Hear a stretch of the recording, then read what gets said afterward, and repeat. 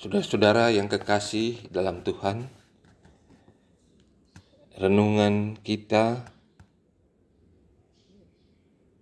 diambil dalam Ayub pasal 22 ayat 23 dan 26.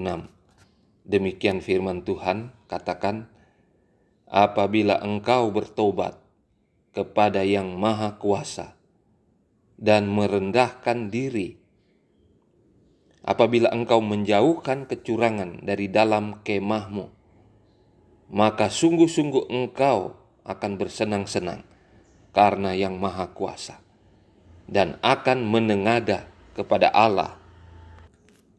Firman Tuhan sangat jelas mengatakan bahwa kita akan bersenang-senang karena Tuhan, karena kita memfokuskan hidup kita kepada Tuhan. Ketika kita bertobat, ketika kita merendahkan diri, menjauhkan kecurangan-kecurangan dari dalam kehidupan kita, artinya fokus kita kepada Tuhan, ke surga, maka kesenangan itu, kedamaian itu akan terjadi.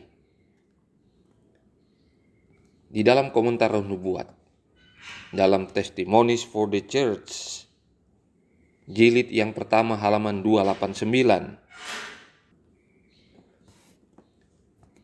dikatakan, kasihilah Tuhan Allahmu dengan segenap hatimu dan dengan segenap jiwamu dan dengan segenap akal budimu. Itulah hukum yang terutama dan yang pertama. 4 hukum pertama tidak mengizinkan menjauhkan kasih sayang dari Tuhan.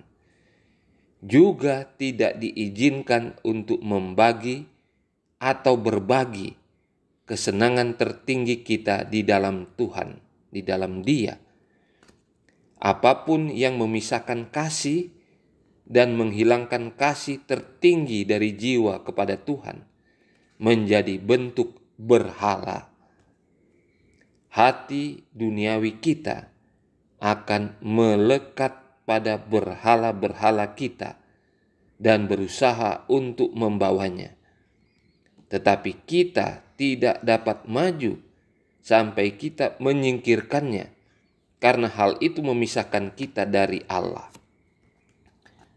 Saudara-saudara yang kekasih di dalam Tuhan, mengasihi Tuhan harus full, harus penuh, tidak setengah-setengah, bukan 90%, bukan 99%, tetapi 100%. 100% dan tidak terbagi-bagi. Karena ini adalah kasih yang tertinggi kepada Tuhan yang kita wujudkan. Jadi apapun yang mencoba mengganggu kasih kita kepada Tuhan, sekecil apapun itu akan menjadi berhala, menjadi ilah. Jadi hal-hal yang di luar surga, hal-hal di luar kebenaran Tuhan, yang kita yakini kita jalankan sekecil apapun, itu akan membawa kita melawan Tuhan. Kasih itu akan terbagi, dan itulah berhala yang kita miliki. Hati duniawi kita yang melekat kepada hal-hal duniawi ini, itulah berhala dalam kehidupan kita yang harus kita jauhi, dan itu memisahkan kita dari Tuhan. Di dalam langkah kepada Kristus halaman 175-176 dikatakan lebih lanjut, jika kita mau memikirkan Tuhan sama seringnya seperti kita mendapatkan bukti pemeliharaannya terhadap kita, maka kita akan selalu mengingat Dia, mengingat Kristus, mengingat Tuhan dalam pikiran-pikiran kita, dan senang untuk membicarakan tentang Kristus, tentang Tuhan, dan akan memuji Dia selalu. Kita berbicara tentang perkara-perkara yang sementara karena kita menaruh perhatian di dalam perkara-perkara itu. Itulah berhala. Merasa bahwa kita masih hidup di dunia, lalu kita melakukan perkara-perkara dunia yang kecenderungannya lebih besar. dalam hal yang sekecil apapun, itu adalah berhala bagi kita. Kita berbicara tentang teman-teman kita karena kita mengasihi mereka. Sukacita dan duka cita kita terikat bersama mereka.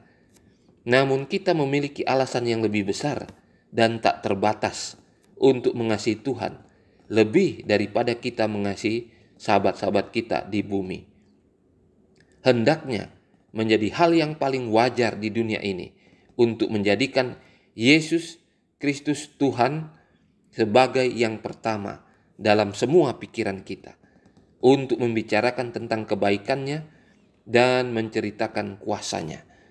Inilah komentar Roh Nubuat yang menyatakan dengan jelas, apapun, siapapun, di mana kita mengasihi orang itu lebih dari mengasihi Tuhan, itu berhala.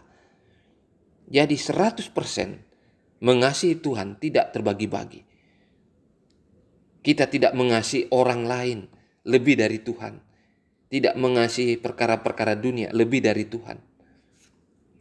Dan yang utama dalam kehidupan kita harus Kristus, harus Tuhan.